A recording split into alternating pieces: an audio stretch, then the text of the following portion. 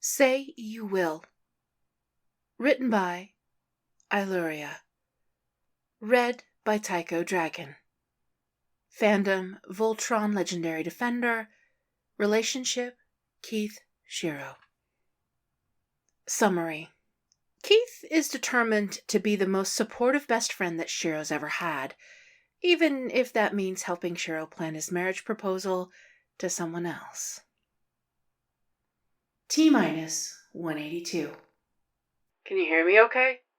Shiro's voice is a little tinny out of the shuttle speakers, but it's not terrible, considering his audio and video are being transmitted millions of light years across space using Galra communication systems retrofitted onto an Altian Earth ship. Yeah, you're good, Keith says. He's just glad to hear Shiro's voice again, tinny or not. It's been too long. How are you doing?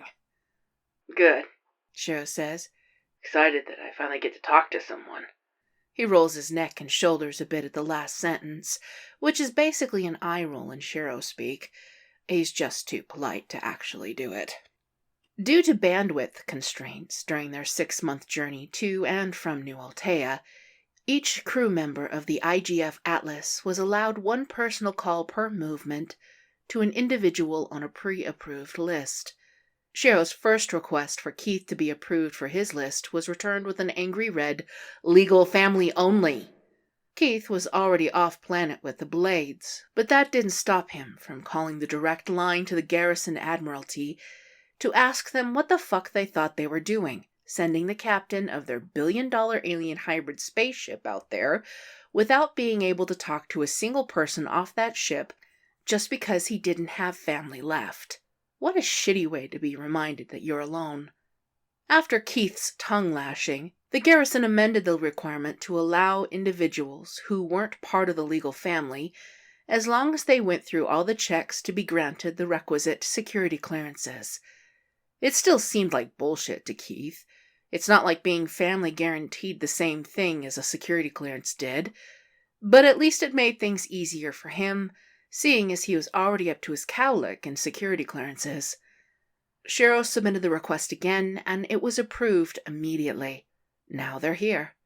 Shiro's image is flickering every few seconds, an artifact of the imperfect transmission, and a reminder that he isn't even close to actually being in the same room, but it doesn't stop Keith from wanting to reach out to touch his face. How are things going? Shiro's unfastening the collar of his jacket, settling into his chair. Keith can see the corner of a bed in the background, which means Shiro's taking the call in his quarters. Feels like forever since I've talked to you. Only a few movements, Keith says, as though he isn't feeling the distance, too. It hasn't even been a feed yet. Right. When was the last time we went a day without talking before that? Shiro says. Keith smiles wryly. Fair, but now I can talk every movement at least. Unless there's someone else I'm sharing this slot with. I'm all yours for the next 6 Phoebes. Shiro's face is solemn, but there's the ghost of a smile pulling at his lips. You're my only connection to the outside world, Keith. I'm trusting you to keep me informed. Don't act like you still can't send messages, Keith says, and Shiro hushes him. Keith rolls his eyes. Besides, what makes you think I'm even informed? You don't have the bandwidth to watch Voltron Defenders of the Universe, Shiro says, maintaining his straight face. I expect a full report on every episode. Keith will actually die if he has to watch the show about them. Shiro, no. Every episode, Shiro repeats, and then they're staring at each other to see who will crack first. It's Keith. Keith cracks first. He puts a hand over his eyes. Why do I do these things for you? 'Cause you love me, Shiro sings. He's grinning now. And Keith would do anything to keep that smile on his face. T-minus 176. Keith settles himself on the cushions in front of the screen in the media room of the Blades base. It's a quintant before his call with Shiro, and he still hasn't seen any of that Paladins show. He probably won't get confused by skipping to the latest episode. It's not like he doesn't know what went on in his own life. If only he had written down what the show was called. He types in Voltron and gets a very, very long list of program names. Voltron, Lives of the Paladins. Sounds like a documentary. Voltron, Down and Dirty. Sounds X-rated. He scrolls back up and sorts by popularity. At the top, by a considerable margin, is Voltron, the Star Connection, which sounds appropriately dramatic. He selects it. And speaking of stars, an alien of a species Keith doesn't recognize is saying, "We have here a romance written in the stars." A picture of Keith from his address on New Dibazal pops up by the alien's head.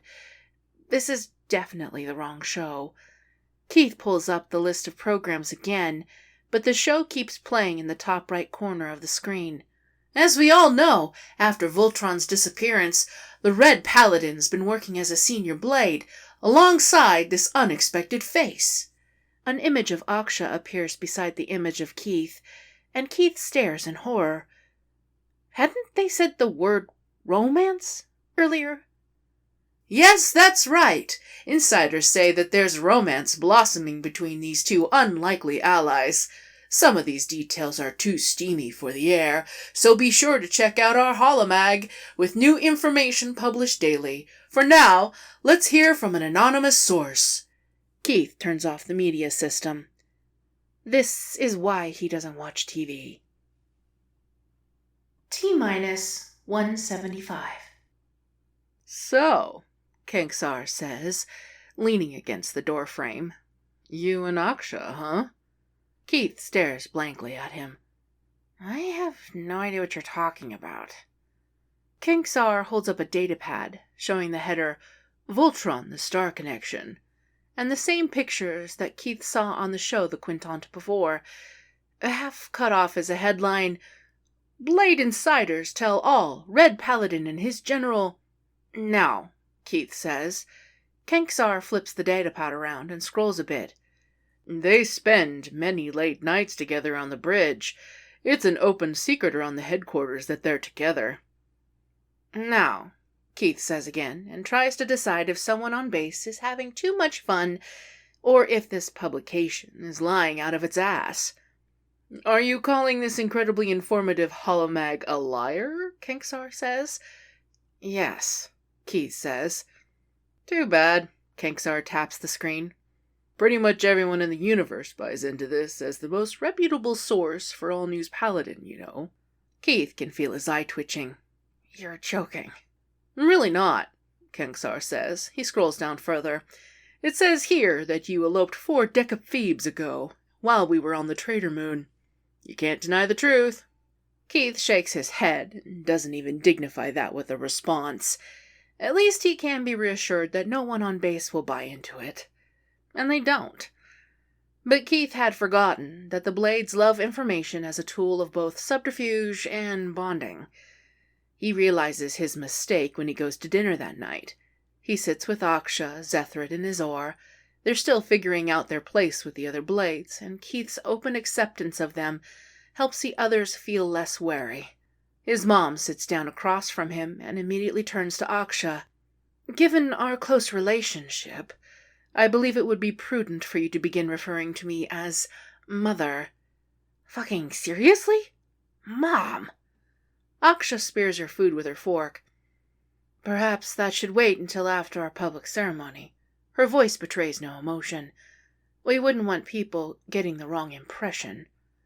Keith makes a strangled noise in the back of his throat and moves one table over to where Colivan is sitting with some recently promoted senior Blades. He should have known his mom wouldn't be able to resist poking fun. She has years of teasing to make up for.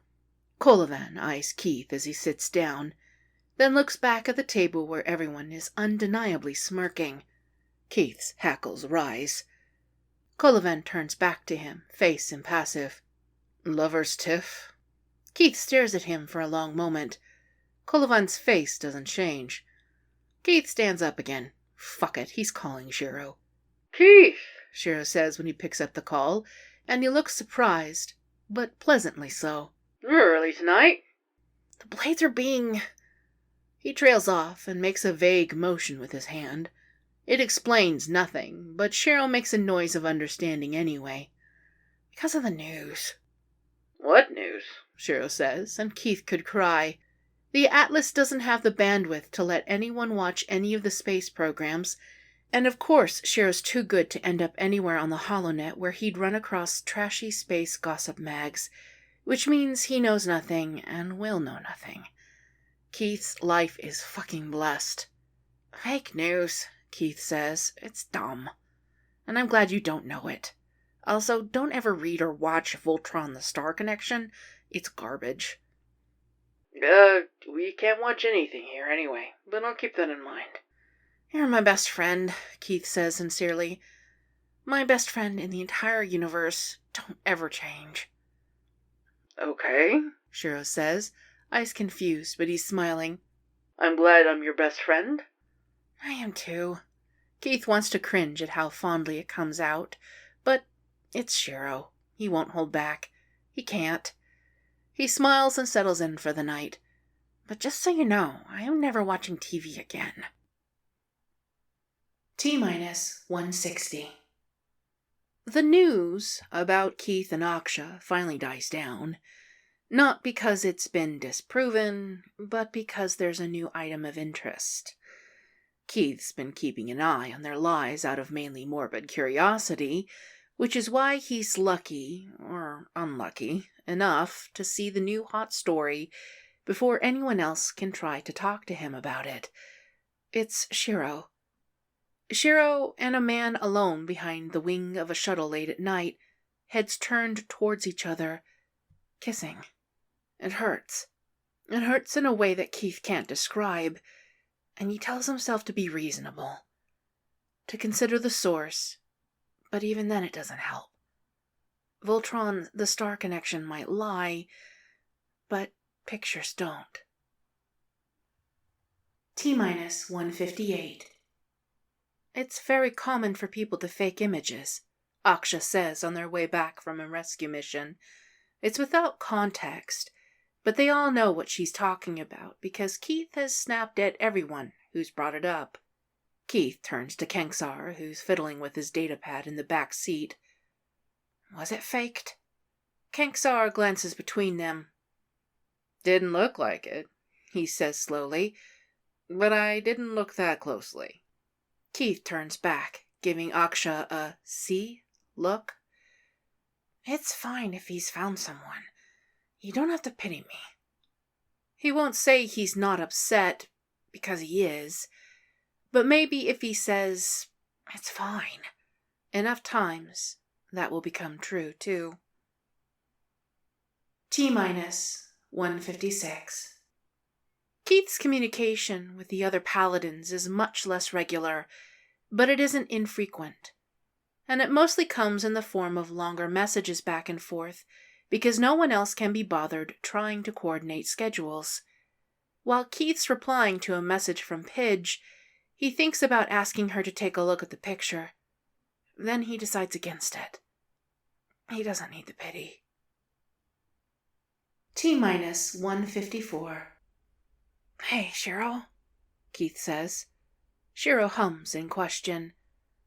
The words are on the tip of Keith's tongue, but they refuse to be asked. It wants Shiro to say it himself, to trust Keith as a friend enough to tell him about this new person in Shiro's life. Maybe Shiro's not ready to talk about it yet. Maybe it's supposed to be a secret still. Maybe Shiro's not sure if it's serious yet, so he doesn't want to say. Keith feels terrible about it, but he's hoping for the last one. Never mind, Keith says. This is Shiro's private life, and Keith has never pried needlessly. He's not going to start now. He'll wait for Shiro to tell Keith himself. T-minus 147. There's been an accident. That's what Veronica tells him when she calls Keith during his and Shiro's regular time slot. It was just supposed to be a routine meet and greet on Polaris, she says, but there was something in the planet's atmosphere that does not play well with humans at all, and we didn't catch it when we did the atmospheric scan. Shiro was in the landing party. He's doing better than the others, but they're all recovering in the med bay and under quarantine, so he probably won't be able to call you until next movement. Keith's crawling out of his skin at the thought of Shiro hurt and in danger, and him being millions of light years away. If something happened, if something really went wrong, would he be able to get there in time? It's too terrifying to think about for long. "Thanks, Veronica," he says. "Let me know if anything changes. Use the emergency comms if you have to." "Of course," Veronica says. "He says he's really sorry you can't make it." Keith rolls his eyes. It's almost funny that it's Shiro's apology that makes him worry less. Tell that idiot to take care of himself first. Veronica laughs. "You got it. But he says he'll call you next movement, for sure."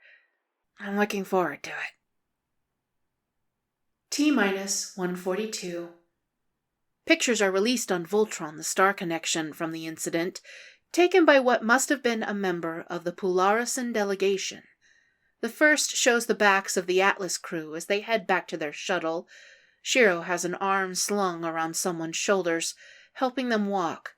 From the hair, it looks like the same man from the kissing photo. Then there's another picture taken through the glass of the Atlas med bay. The same man is lying on a bed, eyes closed. Keith recognizes him now as one of the bridge crew of the Atlas, though he can't remember the guy's name at all. Shiro is standing by his bedside, talking with the doctor. His eyes are red-rimmed, and he looks miserable. "Captain Atlas's lover injured," the headline proclaims. Keith stares at the pictures for a long time. Then he shuts off the datapad. T-140. "You look good," Keith says, studying Shiro through the screen. His face and eyes look normal. His breathing seems regular. He's not showing any signs of pain or weakness. Shiro laughs. "I feel good. Don't worry, Keith. It was basically a really bad allergy attack. They just needed us to get it all out of our systems before they were willing to set us loose on the rest of the ship." "Good," Keith says. Then, because he sees no reason why Shiro shouldn't know, he adds, "I was really worried about you." "I know," Shiro says softly. "I'm sorry. Sometimes it feels like all I do is make you worry about me." "Someone has to," Keith says, but gently. "Is everyone else okay?" he says, when really he means to ask, "Is your new boyfriend okay?" "Yeah," Shiro says, looking down at his hands. For a moment, his mind is somewhere else. Keith fills in the blanks with his boyfriend. Shiro lets out an exhale and looks up. "Yeah, everyone's fine. And we'll be more careful next time. Helmets and everything, even if the atmospheric scan says it's okay." "Good," Keith says around the lump in his throat.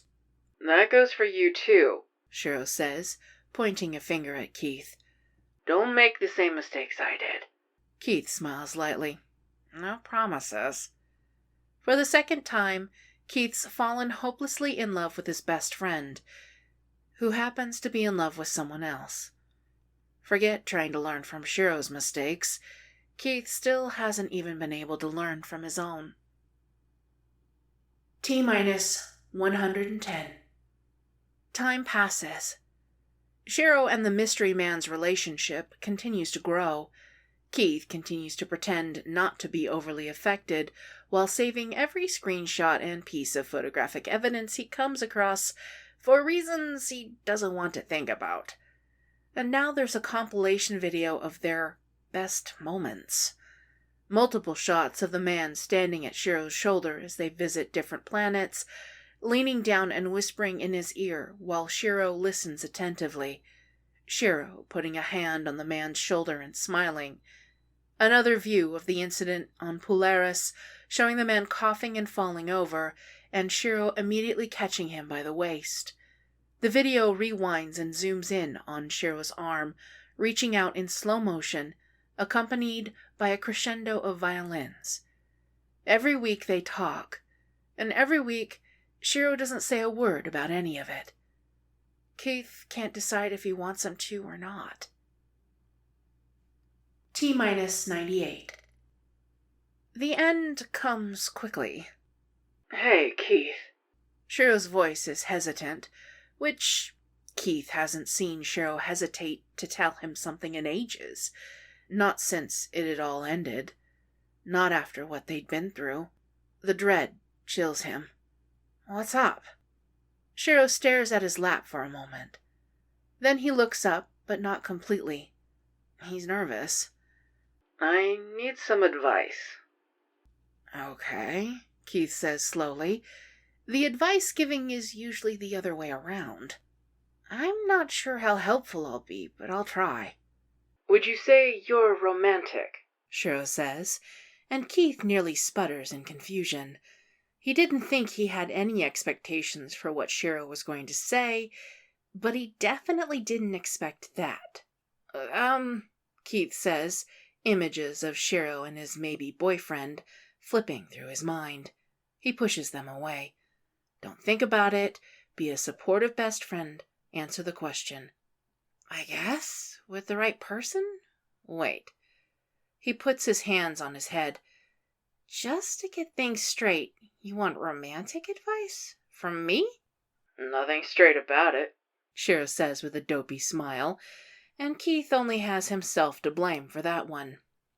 He wants to groan, so badly, but he holds it in because he is a good friend. The best friend. "Is it really so weird to ask you for advice?" Shiro says.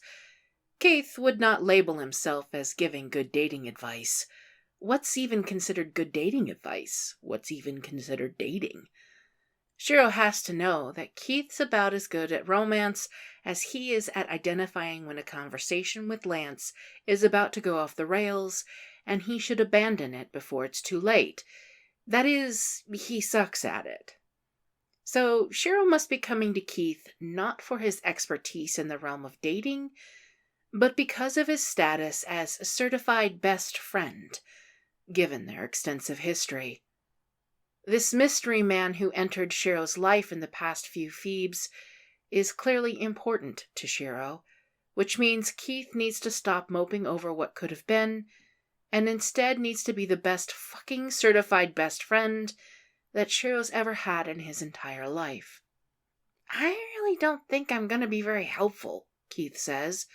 "But what do you need?" Shiro laughs softly. "You're the most helpful, trust me. So, in your opinion, what goes into an ideal date?" Keith trips over the word ideal. Trust Shiro to go all out in his romantic life. You don't need to have an ideal date. "You do if it's a special occasion," Shiro says with a fond smile. He's probably picturing his anniversary or something. Voltron, the star connection, claims their relationship started back on Earth, and their half-decaphoebe is coming up soon. Not that Keith believes everything that Voltron, the star connection says, but it's hard to argue against their bevy of photographic evidence. "Right," Keith says. He withholds his judgment at the boyfriend for making Shiro think he has to make things special in any way. Shiro's existence is special. His very love is a fucking gift. But he needs to be supportive, which means no overt judgment, no matter how much he wants to. He needs to be helpful, which means thinking of date ideas. He can do that. He's seen rom-coms with Ramel. "Fancy dinner," he suggests. Shiro's eyebrows shoot up. "Really?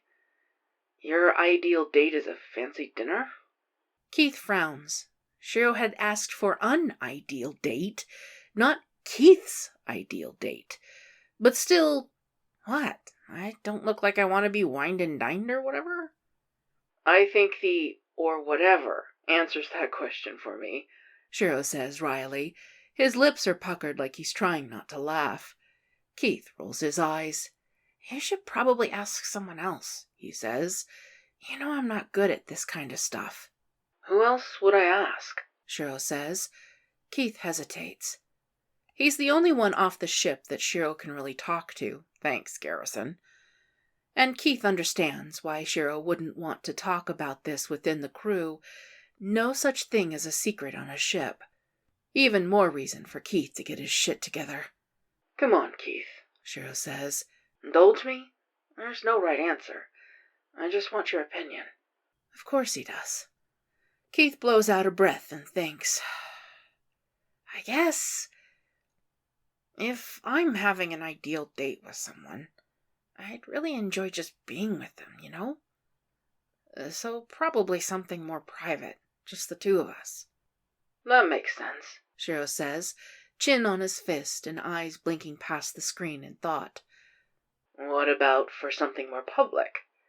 Keith wrinkles his nose without thinking about it. Why would a date have to be public? Shiro isn't getting photographed intentionally, is he? He wouldn't. Not like public, Shiro says, waving his hands frantically like he's batting the idea away. His cheeks are tinted pink. Just, if you wanted your friends and family to be there, or something. Keith may have limited knowledge of romance rituals of any kind, but he can still figure out the one scenario that Shiro's talking about. His heart feels trapped in quicksand. Shiro, are you proposing? The steady blush rising to Shiro's cheeks flushes his face red in a breath, and that's as much of an answer as anything. The quicksand clears, and Keith's heart plummets to his stomach. His mind tries to splinter in 100 directions at once. He narrows it all down to one thought. Be a good friend. Don't let Shiro know.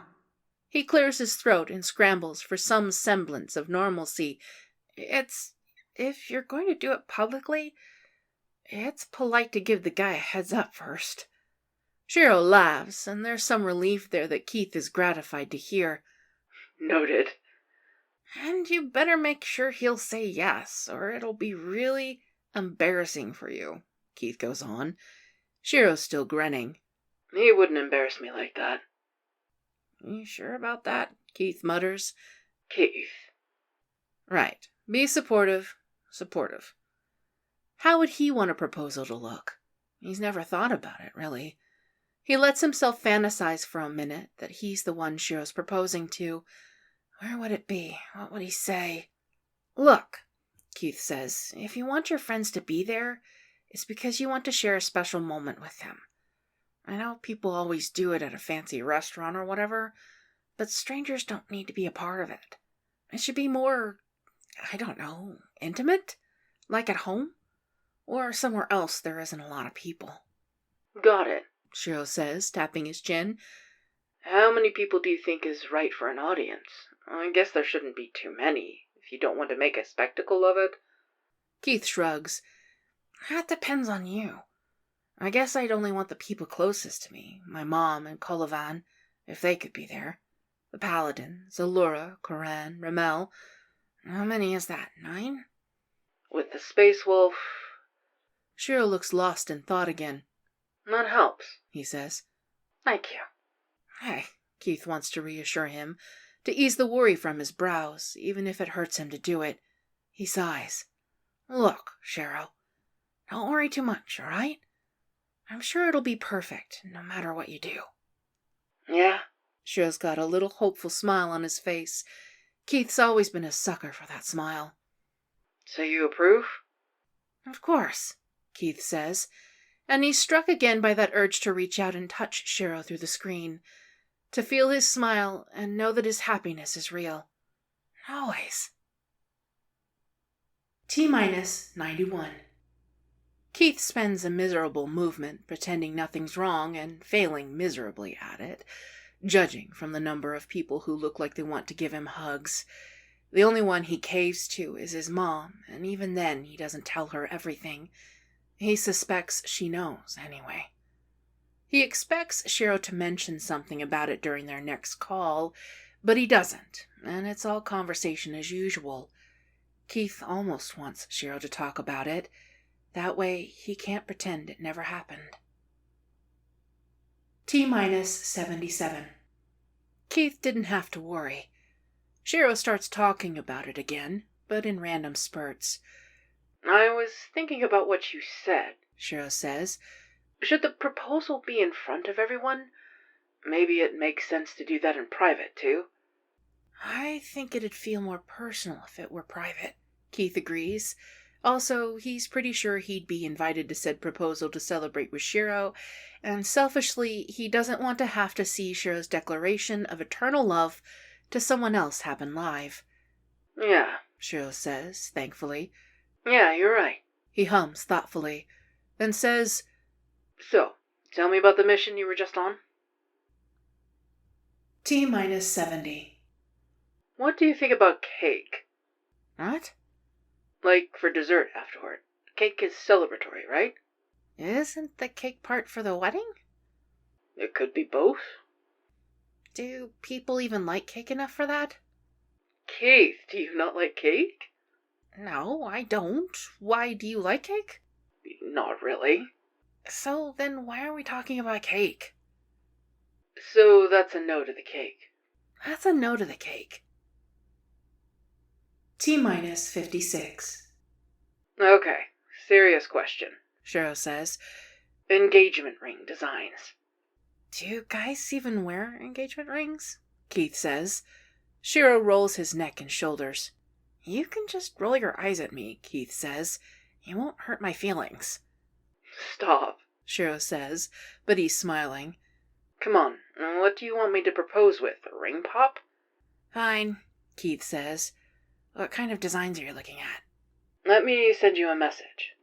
Shiro picks up his datapad from off-screen and taps at it a few times. Okay, here's a list of some of the ones I was looking at. Keith's datapad pings from next to him. He opens the link Shiro sent him. It opens to a page on the HoloNet, showing different ring styles in a grid. There are some nice, practical ones. Solid silver or charcoal bands with simple designs and engravings. There's one that reminds him of the blade, charcoal with a glowing purple stone running down the center line. Then there's the gaudy set. Mainly gold or silver, bejeweled and ostentatious. They make him cringe on sight. What do you think? Shiro says. Tell him the truth, the reasonable part of him says. An ugly ring is still a ring, the petty part of him says. Keith's ashamed to admit it, but the petty part of him wins. What do you think about I-9? There's a pause as Shiro scrolls to it. Huh, he says. Really? Yeah, Keith says, keeping his tone casual. Why, what's wrong? No, nothing, Shiro says. Just didn't think you'd pick this one, that's all. It's not hideous. Not that Shiro would have chosen anything hideous as a candidate. But it is ridiculous. It's gold with a giant heart-shaped diamond in the center, and studded with smaller diamonds all the way around. It's not something Keith would ever want to wear on his own finger, and if he did, he'd definitely be teased to death about it. He's a little sorry for inflicting it on Shiro's boyfriend, but mostly he's not. T-minus 42. You're really sure about that ring? Yes, oh my god, Shiro. Are you ever going to stop asking me about it? I just wanted to double check. And triple check and quadruple check? It's just, I didn't expect it. I told you I was bad at this. You can ask someone else if you don't trust me. Keith. A laugh. There's no one that I trust more. T-minus 28. When are you thinking of doing it? Keith says, fiddling with his datapad. The screen's off. He just needs something to do with his hands. But of course his fiddling wakes it up. And of course it opens right up to the Voltron the Star connection, with Shiro and his boyfriend standing across from a merchant inspecting what is clearly a display of rings. Captain Atlas settling down, the headline screams. The worst part is that they're not even wrong. I was thinking as soon as everyone's back on Earth. Shiro's got his cheek propped in his hand. His shoulder port isn't glowing, so Keith guesses he's turned off the prosthetic for the night. What do you think? Too soon? No, that sounds good, Keith says, even though it sounds anything but good. He sets the datapad down and decides to make it worse for himself. When do you think the ceremony will be? Shiro curls his fingers over his mouth in thought. Well, Coran and Ramel are going to be visiting the week after we get back. Then 2 weeks later, the new Altean group will be heading out. It'd probably be easiest for everyone, scheduling-wise, to do it when everyone's here. That is, Keith says, mouth dry, a very short engagement. Shiro smiles wryly. Too tacky? No, it's not, Keith says quickly. It really isn't. He just wasn't prepared.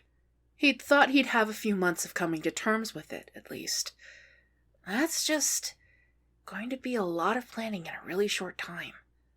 True, Shiro says, but his smile turns unbothered. You'll help me, right? Of course, Keith says, even though he's been struggling just to help plan this proposal, and he's purposefully sabotaged a key part of it, which he still can't bring himself to feel guilty about. He can't imagine that helping to plan the actual wedding will go well for him at all. I don't think it has to be anything big, Shiro says, then winces. Well, I guess we'll probably be under pressure to make it big. Garrison and all. Keith believes it. The garrison is all about boosting morale recently. What a better way than to encourage a public spectacle of a marriage between the captain of the Atlas and one of his bridge crew. But Shiro doesn't deserve the rest of his life being a spectacle. Tell him to fuck off, Keith says, and Shiro laughs, startled. I'm serious. There's nothing wrong with having a private ceremony. If they want a show, they can plan it themselves. You're right, Shiro says thoughtfully. What do you think? Too petty to show them the marriage license after the fact? Or maybe have them figure it out when we submit name change forms? Perfect amount of petty, Keith says, forcing a smile. His stomach lurches at the thought of Shiro's name changing. It's so stupid because he knows that Shiro as a person won't change with it, but he also knows that seeing the permanence of someone else's name attached to Shiro's is going to hurt in a way he'll never be able to put into words. Hey, Keith. Shiro's frowning at him now. You okay? You look tired. I'm fine, Keith says. His hands itch to mess with the datapad, but he doesn't want to see that article popping up on the screen again. He fiddles with his hands instead. Sorry, it's been a long mission. Not a lot of rest. I know the feeling, Shiro says softly. You'll be back soon. We'll be back soon, Keith corrects. He manages a real smile. It'll be good to see you again, and not through a screen. Yeah, Shiro smiles back. It will. Sure you won't want to just sleep all day after you land? Nah. Keith's going to be the last one of the group back on Earth, nearly a full day after the Atlas's return, due to a solo trip he's taking to a trader moon for Balmera crystals. Even his mom and Kolovan will be back first. And he knows they'll all be waiting for him to have their big reunion dinner. It'll be good to see everyone again. Shiro's smile is gentle when he says, It'll be good to see you too. T-minus 27. It's a little over a Phoebe until Keith's return to Earth. Pidge is already back there. Lance and Hunk are on the way. Their schedules had somehow aligned perfectly for all of them to get on a group transmission, though they hadn't been able to make it work with Keith's regular time slot with Shiro. Keith promised to keep Shiro in the loop. Okay, cool. That's awesome. Great. Lance says as Keith wraps up his recount of his latest Blades mission. But what we really want to know is, has Shiro talked to you about it yet? About what? Keith says. Then the implication of Lance's statement fully sinks in. Wait, I let you talk to Shiro? Lance waves his hand impatiently. We talked through Veronica. Come on, dude. I mean the thing. Keith stares at him blankly. Ugh. When Lance rolls his eyes, he does it with his entire body, flopping back in his seat and flailing his arms like it's so painful he might die. If you don't know what I'm talking about, that means he hasn't. Or Keith just doesn't know what you're talking about, Pidge says. Keith could hug her. He's asking if Shiro's... Wait, you guys. Hunk butts in. What if it's supposed to be a surprise? I understand that it is traditional for humans to handle these conversations in a face-to-face encounter, Allura chimes in. Well, then why would Veronica ask us if we could... Lance cuts himself off and frowns. She didn't tell you to tell Keith, did she? Pidge says. Well, she didn't tell me not to tell Keith, Lance says, pointing at the screen. Keith thinks he's trying to point at Pidge, but it doesn't really work in a group transmission. It was probably implied, Hunk says. Keith is sitting right here, Keith reminds them all. Perhaps it is best we wait for Keith to tell us when he wishes to discuss this. Ailurea's smile is apologetic. You really should hear this from Shiro first. Shiro's disease is gone, Keith knows. They'd both cried when he got the news, but fuck if the thought of something he should hear from Shiro first doesn't send dread flooding down his spine. Oh, no, Ailura says, and there's horror and apology in her voice and eyes. It isn't anything bad, truly. We would tell you if that were the case. Right, Keith says. His voice comes out as a croak. He takes a drink of water, trying to cool his racing heart. You okay, man? Hunk says, and he looks guilty. Sorry, we shouldn't have brought it up like that. He elbows Lance. You didn't know, Keith says, and he tries to think if there's something he's missing, some big news that Shiro's told him lately. Big news. Are you... He swallows. He doesn't want to talk about this. He knows talking about it with other people will make it real in a way that talking about it with Shiro hasn't. Will give it life and power over him that it hasn't quite achieved yet. But Keith's never been one to deny the reality in front of his eyes. Are you talking about the proposal? He says. There's complete silence for a moment. Then the entire chat erupts into chaos. Everyone's eyes are on fire, and they're all talking at once, and Keith can't understand anything that a single one of them is saying. Guys! Hunk shouts over everyone. Guys, guys, guys, guys, guys! He repeats the word, until everyone settles down and he's the only one left speaking. Let Keith talk. He waits a moment, then says, So? Keith waits, but it sounds like Hunk's talking to him. So what? So it's really happening? Lance says. I guess so, Keith says. I guess so? Pidge scoffs. Allura's staring at the screen. Something careful and assessing in her gaze. How are you feeling about it all? Like it's the end of an era. Like he'll be numb for eternity. Huh, Hunk says, and he's leaning forward, squinting at the screen. Yeah, dude. Are you even happy about this? Keith feels far, far too transparent. What? Of course he's happy, Lance says. He's Keith, Pidge says. And Keith wants to bristle at that, but it's not unfair for her to say. He's faked being fine, but he's never faked being happy. Shiro just mentioned yesterday that he wants to do it as soon as we all get back, Keith says. I guess it all hasn't really sunk in yet. Yeah, that makes sense, Hunk says, rubbing his chin. Allura's smile is warm and comforting.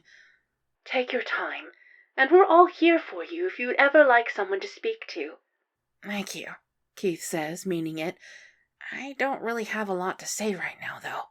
Do you ever? Lance says, but it's without heat. Wait, I gotta know. Hunk says. Are you gonna help him plan the wedding? Keith shrugs and crosses his arms. I mean, I'll help when he asks, but it's mostly on him. He's the one proposing. Pidge lets out a surprised bark of laughter. Damn, Keith, that's brutal even for you. Keith doesn't see why. Being certified best friend doesn't actually mean he's supposed to be running Shiro's whole romantic life, does it? He refuses to ask. He'll support Shiro to the best of his ability, but he doesn't think he can actively plan the celebration in which the person he loves most in the entire world will be loudly declaring his public love for someone else. He just shrugs again. He really doesn't want to talk about it anymore. Ailura, how's Karan doing? It's not a subtle move, but no one calls him out on it before Ailura launches into an explanation of what Karan and Ramel have been up to on New Altea. Their eyes are far too knowing, though, and Keith knows he'll be ambushed when he gets back to Earth. He's got a quintet to figure out what he should say as a good, supportive best friend, what he should feel. But when he thinks of Shiro, and Shiro spending his life with someone else, Keith's heart squeezes. His throat clogs. His stomach grows unpleasantly hot. It hurts in a way that feels like it'll hurt forever. He thinks of Shiro and knows he won't be able to think of anyone else for a long, long time. T-7. One more movement, Shiro says, grinning at Keith through the screen. One more movement, Keith says softly. You sure you're gonna be okay? Shiro says. Not too late to call it off, due in another day. I'll be fine, Keith says. Don't want to make everyone wait for me. It's been over half a year since they've all seen each other, and he doesn't want to delay their reunion any longer. They need to take advantage of their moments together before they all start a new chapter of their lives apart. The beginning is the end. The end is the beginning. The relationship between him and Shiro hasn't changed. If anything, it's stronger than ever. There's nothing to mourn here, he knows, now or in the future. It doesn't stop him from feeling the loss of what could have been. T-0. There's a rush of emotions when Keith sees Shiro waiting to greet him in front of the hangar, and Keith doesn't even bother trying to untangle and process it all. He just needs to know that he has Shiro, and Shiro has him. Shiro laughs when Keith wordlessly buries himself in his embrace. Whoa, Shiro laughs, squeezing Keith tight. Missed me? Don't ask dumb questions, Keith mumbles into Shiro's sweater. Keith's arms can't fully wrap around the broad expanse of Shiro's back, but he makes up for it by hugging him for all he's worth. He doesn't want to let go. How many more times will he get to do this before it gets weird? How long until all of Shiro's affection is directed somewhere else? If he doesn't let go, he'll never have to find out. There's a light pressure on top of his head, like Shiro's pressing his face against it. Then it's gone, and Shiro is pulling back. Keith reluctantly loosens his hold. You feel like you're about to fall over, Shiro says, looking Keith up and down. You sure you're okay? Not too late to just go to sleep. It's tempting, it really is, but Keith is hungry. Also, this is his only social obligation in the near term, so if he makes it through this dinner, nothing will be stopping him from sleeping for the next 3 days. He doesn't know why Shiro's basically encouraging him to skip out, though. This is probably the 3rd or 4th time he's suggested it. Keith squints up at him in suspicion. It sounds like you're the one who wants the rain check. What? Shiro coughs. No, okay, maybe I'm a little nervous. Why? Keith likes to think he's in tune with what Shiro's feeling and why, but he can't think of a single reason Shiro should be worried about a dinner with friends. But Shiro just huffs out, why, on a laugh and says, No, I'm just being silly. You're right. Here, let me. He takes Keith's bag from him and tosses it into the back of a garrison vehicle. Keith glances at the plate before climbing into the car. This the one I stole? He says as he buckles himself into the passenger seat. Yeah, it is, Shiro says with a grin that says his choice of vehicle was completely intentional. He pulls the car out of the hangar, heading towards the Holtz where they're having their reunion dinner. Did you know that was years ago today? Really? Keith checks the display in the car's control panel. Huh, you're right. It's not a day he's paid a lot of special attention to. It doesn't affect him the same way as noticing when it's the day his dad died, or when the Kerberos mission launched, or when Shiro had crash-landed back in the desert. But it's an important day that he remembers all the same. The day his life completely changed. It had been a mess. Keith had taken the car, but he didn't actually have anywhere to take it, so he just drove aimlessly as his frustration at everyone and everything boiled over. When it passed, all that was left was frustration at himself for making a mess out of Shiro's life, out of everyone there. Shiro probably deserved it the least. So he drove to the police station and told them to call the school and ask for Shiro. He'd expected Shiro to just pick up the car and leave Keith to the system. He's glad that wasn't what happened. You get in a lot of trouble for letting a high schooler steal your car, Keith says, because he realizes that he'd never actually asked. For a long time he hadn't really wanted to know, hadn't really wanted it feeding his guilt. Then, after that had passed, he'd been too distracted by too many other things to ask. Shiro says with a shrug. What the garrison doesn't know won't hurt them, right? Keith frowns. You didn't tell them? What were you going to do if I skipped town with it? You weren't really a troublemaker, Shiro says. He slants a smile at Keith. I visited a lot of high schools. I know what troublemakers look like. I knew at most I'd have to wait until school got in the next day for you to give it back. I was more worried about how I'd explain it if I had to stay in a hotel for the night. Oh, Keith shifts uncomfortably. Sorry for stressing her out. No, Keith, Shiro says. God, maybe the car wasn't a good idea. This is why you shouldn't let me decide things. He takes a deep breath in and out. Keith, that was one of the most exciting days of my life. I wasn't even stressed about the car. I was more stressed trying to figure out how to get you to come to the garrison. You were? Keith's memories of the time are inaccurately rosy, but he remembers Shiro as effortlessly cool and by far the kindest person he'd ever met. Keith doesn't even remember exactly why he'd shown up at the garrison. It had all seemed too good to be true, and by that point Keith had already known that there was always a catch. But he'd gone there and talked to Shiro, really talked to him, and he can't imagine what his life would be like now if he hadn't. You were the best pilot I'd ever seen, Shiro says earnestly. I've ever seen. It's still true now. It takes cadets at least their whole first year to get as good as you flying that sim for the first time. That kind of natural piloting, it's out of this world. I mean, I am literally an alien, Shiro finishes with him. He smiles, fond. Well, we know that now. Looking back on it now, God, you have no idea how stressed out I was when you actually showed up. I was sweating out of my skin trying to impress you. Keith stares at him. You're joking. I'm serious, Shiro's grinning.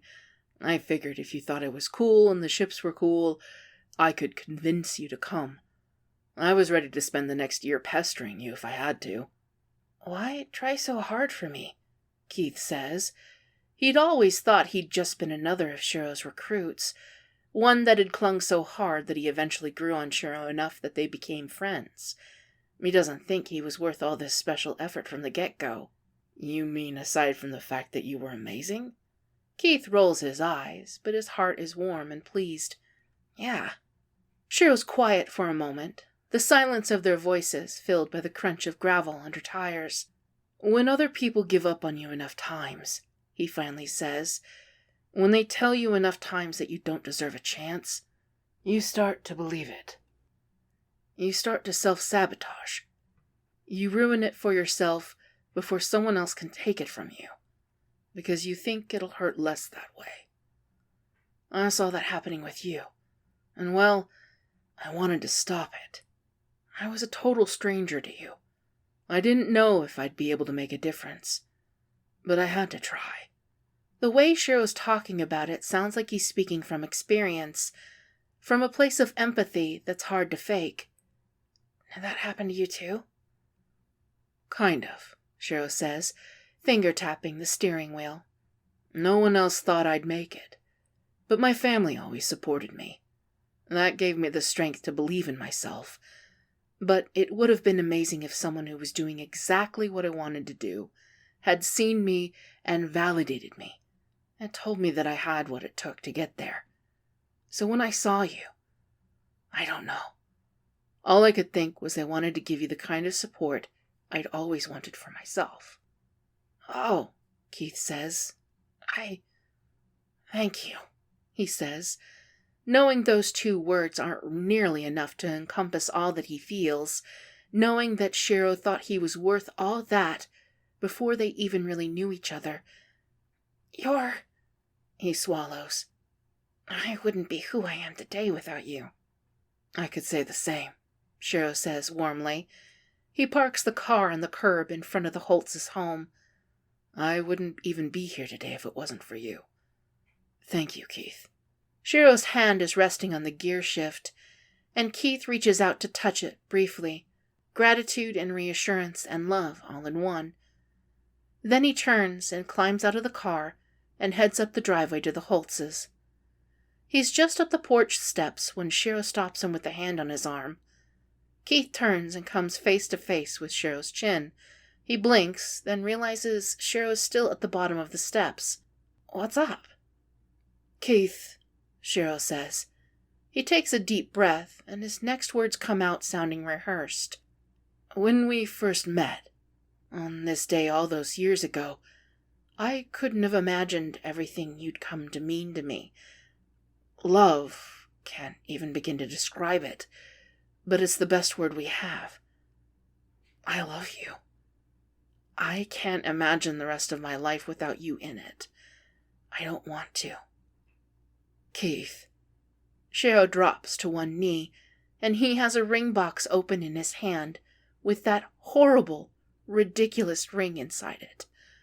Keith's soul escapes him. "Will you marry me?" The silence drags on, and on, and on. Keith can't figure out what the fuck is happening. Shiro's smile wavers. "Keith?" "Stand up," Keith says quietly. Shiro climbs to his feet. "Keith, what's wrong?" The door bursts open, and Shiro makes a frantic "Stop, stop, stop" motion as triumphant music blasts through invisible speakers and people come pouring out the door, cheering, "Congratulations!" It's all the Holtz, and all the Paladins, and Allura, and Karan, and Kolovan, and his mom with an apologetic smile on her face, and Cosmo in her arms. Lance blasts a kazoo in their faces. "Guys," Keith says over the cacophony of noise. "Guys, I need to—" The music cuts out, Pidge having controlled it with her watch, and now there's too much silence and too many eyes on him. "I need to talk to Shiro. Privately." It takes some awkward shuffling, but they switch spaces, all their friends and family outside the house and them inside. Shiro's quiet, waiting for him to speak. Keith tries to figure out what the hell is going on, what the hell he wants to say. Shiro was proposing to him. He understands that much. What he doesn't understand is, why? "I'm sorry." "Why did you... We're not even dating." Shiro's arms are crossed, and he has a confused furrow in his brow.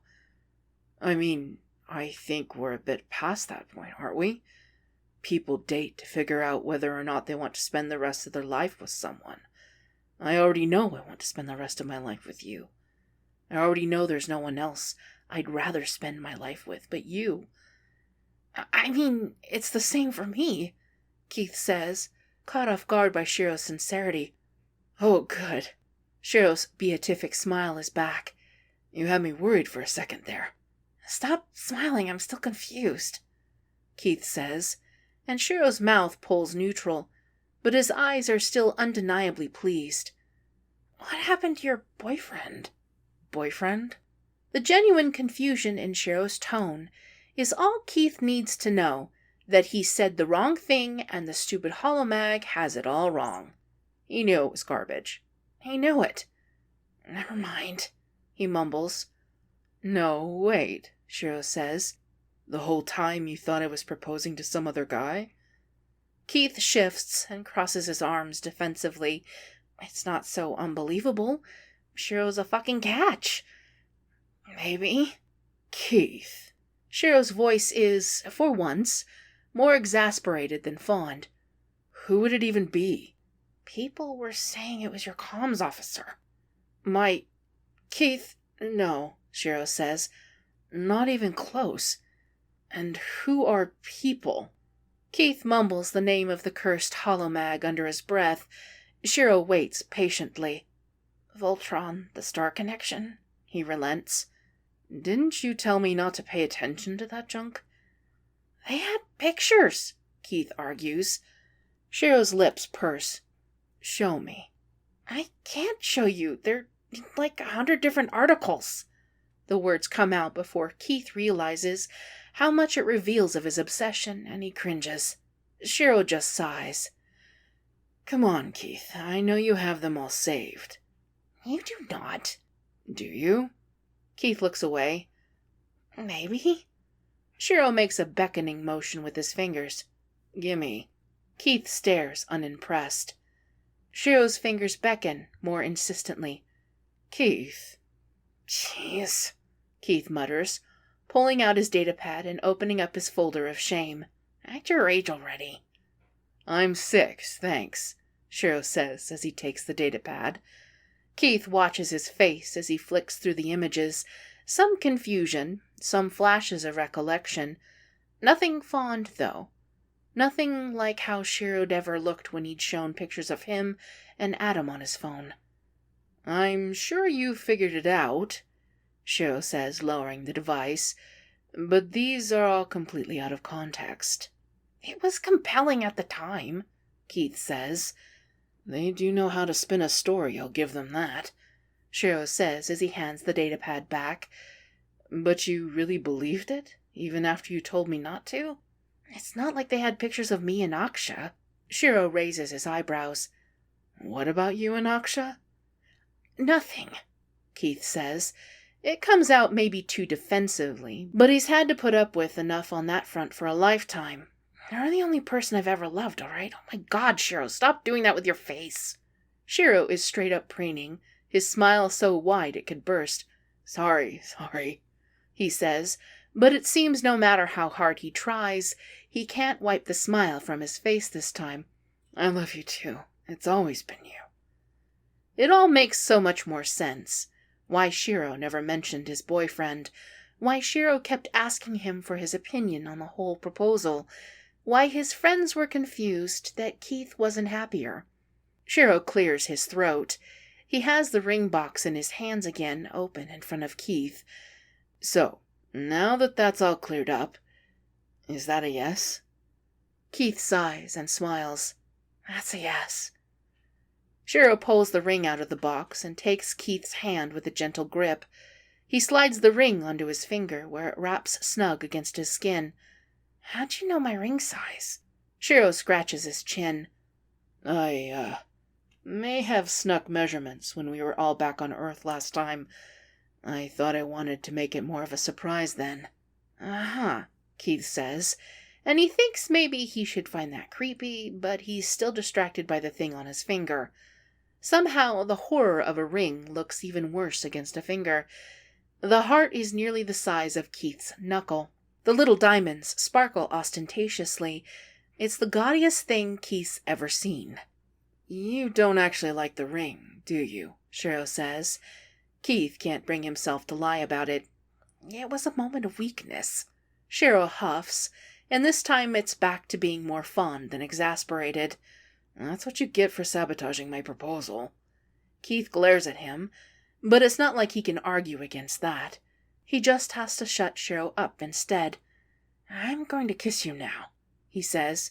Whoa, Shiro's eyes brighten. Please do. Keith reaches up in response, drawing Shiro down until their lips meet in a soft kiss. When they pull back, Shiro's smile is so dopey, it makes Keith embarrassed to see it. He puts a hand in Shiro's face. Stop. Never, Shiro says, kissing Keith's hand, then using it to drag Keith into Shiro's arms. You've made me the happiest man in the entire universe. I think we're going to have to share that title, Keith says. Shiro's smile gets dopier. Yeah? Yeah. And Keith pulls him down and kisses him again, and again, and again. After credits. Oh my God! Lance's voice shakes with suppressed laughter as he grabs Keith's hand and inspects the ring. Oh my God, what a fucking treasure! Look at this beauty! Who picked you, gorgeous? Was it Shiro? Did you pick this ring, Shiro? Shiro opens his mouth. I picked it, Keith says. Oh my God, that's so much better, Lance says in a reverent whisper. Mullet, you just made my entire life. Hold on, I need a picture of this. Shiro kisses the corner of Keith's forehead while Lance scrambles for a camera. Wait until you see the matching wedding band, he murmurs against Keith's hair. Ha ha ha, Keith says, but Shiro just smiles. You're joking, right? Shiro beams and walks off towards Allura. Keith moves to follow, but his hand is caught in Lance's vice grip. "Just a sec," Lance says. "Shiro, say you're joking." Shiro waves without turning around. "Shiro!" Shiro turns around and makes a heart with his hands. He's too fucking cute, Keith deflates. "You guys are gonna be the grossest married couple ever," Pidge says, but she sounds happy about it. "Yeah," Keith says, and he's happy too. "Yeah, we are." The end. That was Say You Will, written by Ailurea, read by Tycho Dragon. If you would like to leave comments or kudos on this piece of work, please go to archiveofourown.org/works/194-84014. Thank you for listening.